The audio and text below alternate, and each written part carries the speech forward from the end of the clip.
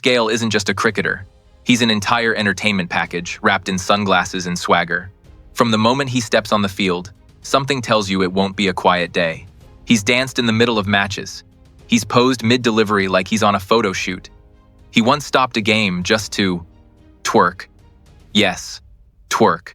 After scoring a century in the IPL, what did he do? Push-ups. Right on the pitch, like it was a gym session. And who could forget that hilarious moment when he jokingly proposed to a female presenter live on air with the world watching? Even his interviews are gold. He'll drop lines like, "Don't blush, baby," and somehow make it viral. He doesn't just play cricket, he performs. With sixes, smiles, and the kind of confidence that says, "I'm not here to take part, I'm here to take over." Universe Boss isn't a nickname. It's a personality, a vibe, and cricket is way more fun when he's around. If cricket had a DJ, it would be Dwayne Bravo. The man didn't just bowl death overs, he brought life to the ground. He made champion more than a song, it became a movement. He danced after wickets, sang in team huddles, and hyped up entire stadiums with just a smile. Whether it was the West Indies, CSK, or any T20 league, Bravo turned every game into a celebration. He'd sprint in for a slower ball, then break into a full-on dance after a wicket. Hands in the air, hips swaying, fans screaming you couldn't not watch him. Off the field, even better. He dropped music videos, released party anthems, and became the coolest cricketer on Instagram.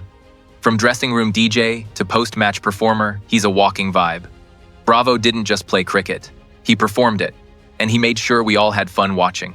Sreesanth didn't just bowl, he performed. Every delivery came with emotion. Every celebration felt like a Bollywood scene. One of his most iconic moments? India versus South Africa, 2006. Andre Nell bowls a fiery bouncer, then taunts Sreesanth, saying he doesn't have the heart to play aggressive cricket.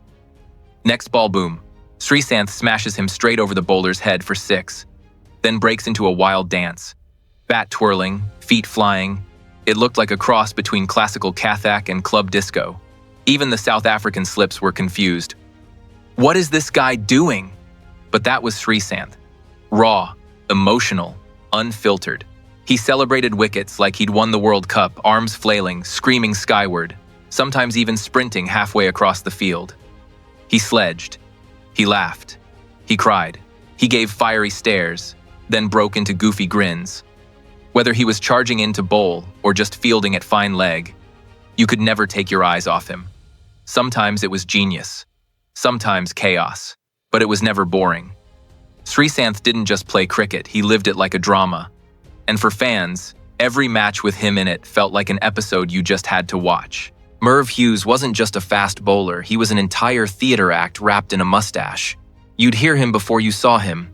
Big frame, bigger voice, and probably the loudest sledger ever to grace a cricket pitch. Here's what made Merv a walking meme long before the internet even knew what that meant. He talked nonstop.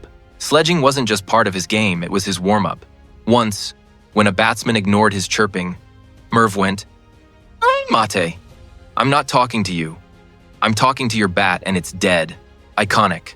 He celebrated like he'd just won the Ashes every time he got a wicket. Fist pumps, screams, wild eyes, it was all part of the drama. Opposition batsmen weren't just dismissed, they were verbally body slammed on their way out. The mustache was a weapon. Thick, bushy, intimidating. Umpires stared. Kids feared it. It had more personality than half the field. He once bowled 36 overs in a test match with a torn groin. Did he complain? Nope. He just sledged louder to distract himself from the pain. Even his teammates couldn't keep a straight face. During an Ashes match, Merv ran in for a delivery and let out a fart so loud it echoed. The batsman stepped away, laughing.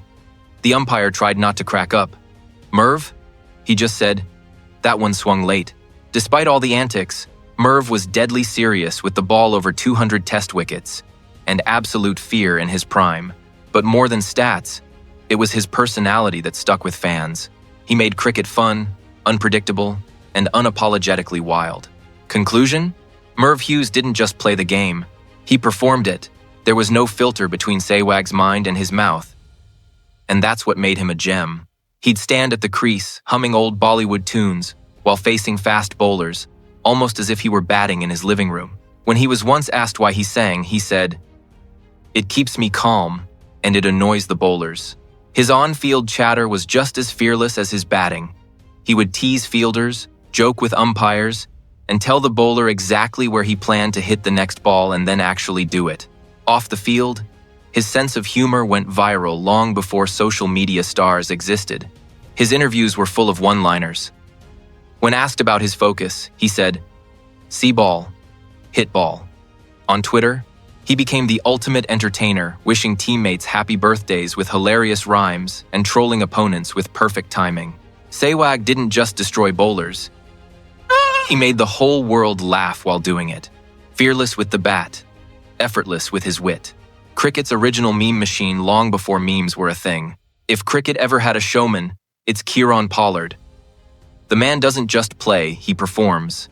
Every time he walks onto the field, you know something fun is about to happen.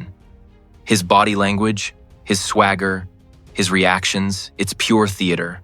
Remember that time he pretended to zip his mouth shut after a verbal duel with a bowler? Classic Pollard. He didn't argue. He didn't shout. He just mimed it, zipped, locked, and threw away the key. Crowd loved it. Yuzi isn't just a leg spinner, he's a full-time entertainer. He's that teammate who turns every serious moment into a laugh.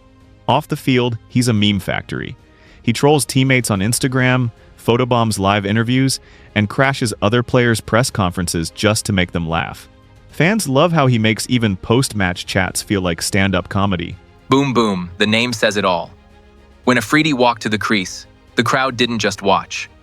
They waited for an explosion. He didn't believe in warm-ups or settling in. First ball could be a 6. Second ball could be out. Either way, entertainment guaranteed. That unpredictability became his signature. You never knew if he'd destroy the opposition or his own stumps, and that's exactly why people loved him. His celebrations were just as iconic, arms raised, eyes blazing, the look of a man who knew he'd given fans a show. And when the game was over, he'd joke in press conferences, troll journalists with cheeky answers, or flash that mischievous smile that said, "Relax, it's just cricket."